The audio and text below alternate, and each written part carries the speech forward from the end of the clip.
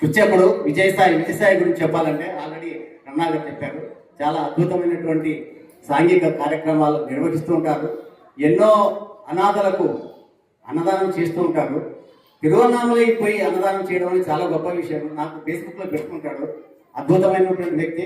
వారికి కూడా మేము సపరేట్గా సన్మానం చేయాలనుకున్నాము. నేను రమణ గారు మేమంతా కలిసి మా ఫ్రెండ్స్ అంతా కలిసి సన్మానం చేయాలనుకున్నాం. ఆయన ఇంటికి పోతే ఇంటి నిండా కృతులే. ఇంటి నిండా నేను రమణ పోయినాము. ఇంటి నిండా కృతులే. అంత గొప్ప వ్యక్తి ఈరోజు రావడము మహదానందము, అత్యద్భుతము. వారిని వారి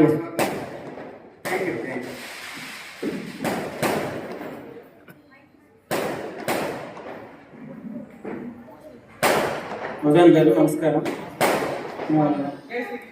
కృష్ణ యోగి జీత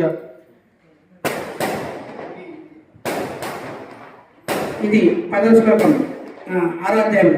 యోగి ఇంజీత సతతం ఆత్మానం రాశ్రేష్ఠితః ఏకాకి యత చిత్తాత్మ నిరాశీన పరిగ్రహ. యోగి అయిన వాడు రాసస్థలమున ఏకాంతమున వశీకృతమైన ఇంద్రియముల వాడి నిరంతరం మనసును ఆజ్ఞయందే ఉంచవలేము. మా విదేశాన్ని పూర్తి చేసుకుంటున్నాము. 10వ అధ్యాయంలో ఒక శ్లోకం ఉంది.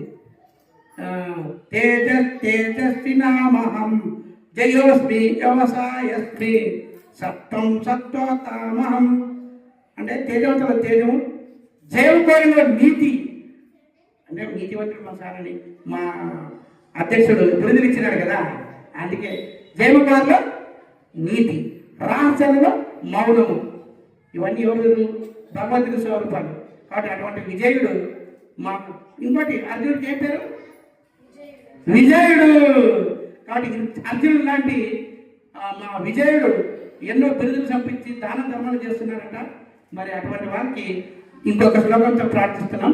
దాతవ్యమితి యద్దానం దీయతేనుపకారిణే దేశకాలే చ పాత్రే చ తద్దానం సాత్వికం స్వతం. దేశకాల పాత్రలకు తగిన రీతిగా దానము చేయవలసినది అనేది దృఢనిత్యంతో చేసే దానం సాత్విక దానం అని చెప్పబడుతుంది. సాత్విక దానం చేస్తున్నటువంటి విజయ్ గారికి వందనాలు. Thank you sir.